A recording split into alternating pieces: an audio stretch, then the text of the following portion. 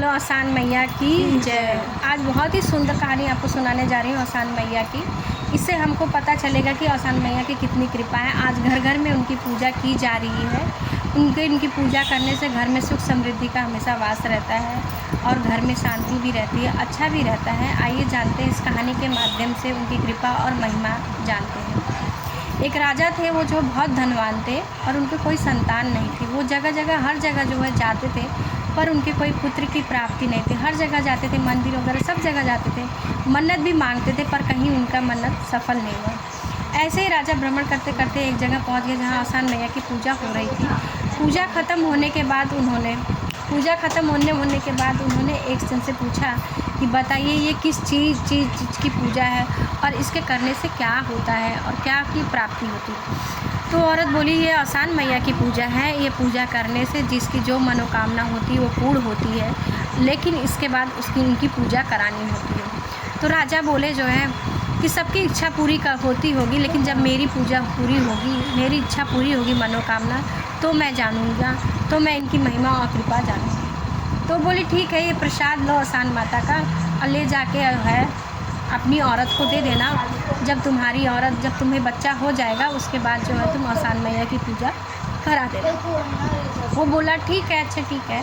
वो लाए जो है प्रसाद ला के अपनी रानी को दिए और बोले ये लो आसान मैया का प्रसाद है, इससे खा लो, इसके खाने से हम लोग को बच्चा संतान की प्राप्ति हो जाएगी। बोले ठीक है, लेकिन इसके बाद ये बोले कि राजा उन औरत ने ये भी कहा है कि पूजा होने के बाद हम लोग को आसान मैया की पूजा करानी होगी। बोली ठीक है। रानी को ये बात याद थी। रानी ने प्रसाद खाया और रानी जो है गर्भवती हो गई। कुछ ही समय बाद रानी गर्भवती हुई। रानी को ये बात याद थी अच्छे से कि ये आसान मैया की कृपा से ये पुत्र हमारे गर्भ में आया है और उसके बाद हमें उनकी पूजा करानी है। 10वें महीने में जो है रानी को अति सुंदर पुत्र की प्राप्ति हुई और उस पुत्र की प्राप्ति से राजा के पूरे जो है नगर में हर्ष उल्लास का माहौल था। राजा जो है छठी का दिन आया तो राजा ने जो है सभी अपने रिश्तेदारों को न्योता, बड़ी धूमधाम से न्योता किया और उनका जो है स्वागत भी किया रिश्तेदार। लेकिन रानी बोली कि जो है सबसे पहले हम लोग को आसान मैया की पूजा करानी चाहिए क्योंकि उनकी कृपा से हमें यह बालक की प्राप्ति हुई है। तो राजा ने बोला कि चलो पहले अपने रिश्तेदारों का करते हैं, आसान मैया का पूजा बाद में कराएंगे। ऐसा बोल के उन्होंने पूजा टाल दिया। लेकिन आसान मैया थी, वो जो है ऊपर से सब कुछ देख रही थी। फिर ऐसे से बरही का समय आया। तो बरही का समय आया, फिर रानी ने बोला कि पहले जो है हम लोग आसान मैया की पूजा कराते हैं, फिर बाद में जो है रिश्तेदारों का करेंगे। वो बोले कि नहीं, पहले रिश्तेदारों ने इतना ताना दिए थे, इतना दिन से किए थे कि तो इसलिए मैं पहले जो है चाहता हूँ कि जो है पहले रिश्तेदारों का कर लूँ, फिर आसान मैया की पूजा का बाद में करूँ। जाने दो, अब जो है जब शादी होगी बेटे की तब जो है करूँगी। रानी बोली अच्छा चलो ठीक है। आसान मैया सब देख रही थी। इसके बाद जो है जब लड़का जो विवाह के योग्य हो गया और बरुआ का समय आया, तो बरुआ के टाइम में जो है रानी फिर बोली कि आसान मैया की पूजा करा लो।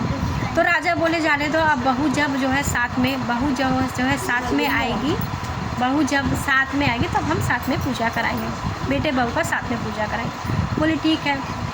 बरुआ के दिन रानी ने ऐसा बोला तो राजा ने ऐसा कर दिया। रानी के मन में बड़ा ही दुख हुआ कि देखो जिस माँ की कृपा से हमें पुत्र की प्राप्ति हुई जो है, वही राजा आज भूल गए हैं और अपने लोगों की स्वागत कर रहे हैं। जो लोग थे जो ताना मारते थे, अपमान करते थे, उन्हीं के स्वागत में राजा झूठ गए हैं और माँ की महिमा कृपा भूल गए हैं। इतने में रानी जो है उदास हुई, लेकिन रानी ने अपने हृदय से माँ को याद किया।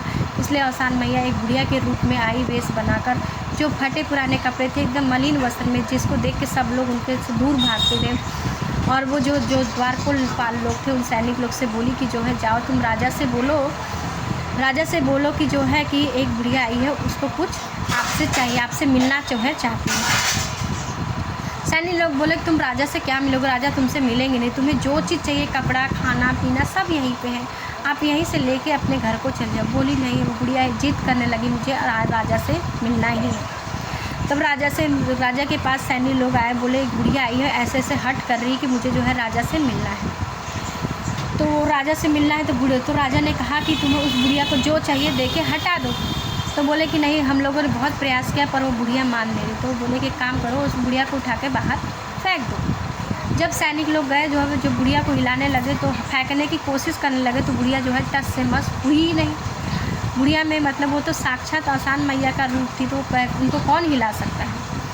जब वो हिला नहीं पाए तो फिर जब थक हार गए फिर राजा के पास आए, बोले हम लोगों ने बहुत प्रयास किया पर वो बुढ़िया टस से मस नहीं हुई। राजा को बड़ा ही क्रोध आया, वो बोला कि जो है तुम लोग एक बुढ़ी औरत को नहीं हटा सकते तो क्या कर सकते हो, मैं तुम लोग को कितने दिन से पाल रहा है, इसी दिन के लिए तुम लोग एक कार्य भी नहीं कर सकते हो।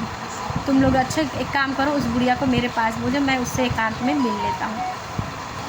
जब बुढ़िया आई और एकांत में मिलने के लिए राजा से बोली कि जो है कि तो बुढ़िया राजा जो थे बुढ़िया के ऊपर भड़क गए, बोले जो तुम्हें जो चीज़ चाहिए था वो बाहर थी, खाना कपड़ा वस्त्र जो चाहिए था लेके आप वहाँ से चले जाओ, तुम्हें यहाँ आने की क्या आवश्यकता थी। तो बुढ़िया बोली मुझे और भी कुछ चाहिए राजा, कुछ दोगे।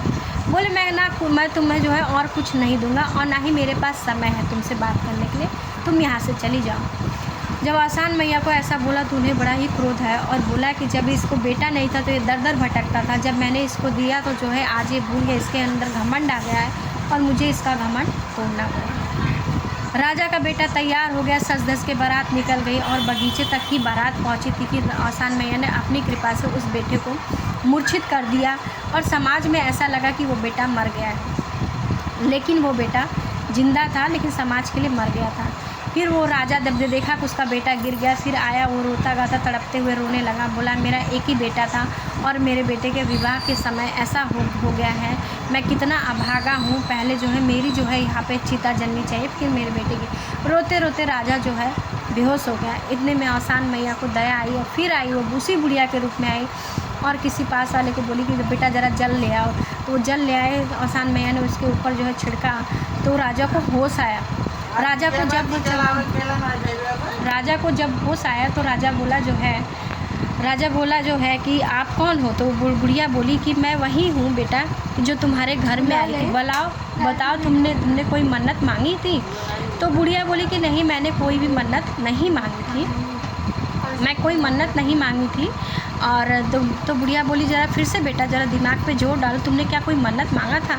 तब वो बोला कि हाँ, मुझे याद आया कि जहाँ पे एक जगह पूजा हो रही थी आसान मैया की, वहाँ से मैं दाना ले आया था, प्रसाद उनका ले आया था और अपनी पत्नी को दिया था, जिसकी वजह से मेरी पत्नी गर्भवती हुई और जिसकी वजह से बच्चा हो। तो बुढ़िया बोली अच्छा बताओ क्या तुमने वो पूजा कराया। तो बोला नहीं, मैंने पूजा नहीं करा था। आसान मैया अपने रूप में आ गए और बोली अपने अगर बच्चे का जीवन जान चाहते हो तो तुम अभी कभी 7 सुहागिन मिलाओ और यहीं पे मेरी पूजा करो, और जब मेरी पूजा करोगे तभी मैं आपके बेटे को प्राणदान दूंगी। तो राजा उठा, 7 सुहागिन बुलाया और जो है जंगल में पूजा किया। जैसे ही आसान मैया का पूजा खत्म हुआ, सब लोगों ने प्रसाद लिया अपने घर में, वैसे ही राजा का बेटा उठ के खड़ा हो गया। सब लोग जय जयकार करने लगे, बोलो आसान मैया की जय। आसान मैया की कृपा से फिर उनका बेटा गया, विवाह करके आया अपनी बहू के साथ, आराम से दोनों जो है सब लोग खुशी खुशी रहने लगे।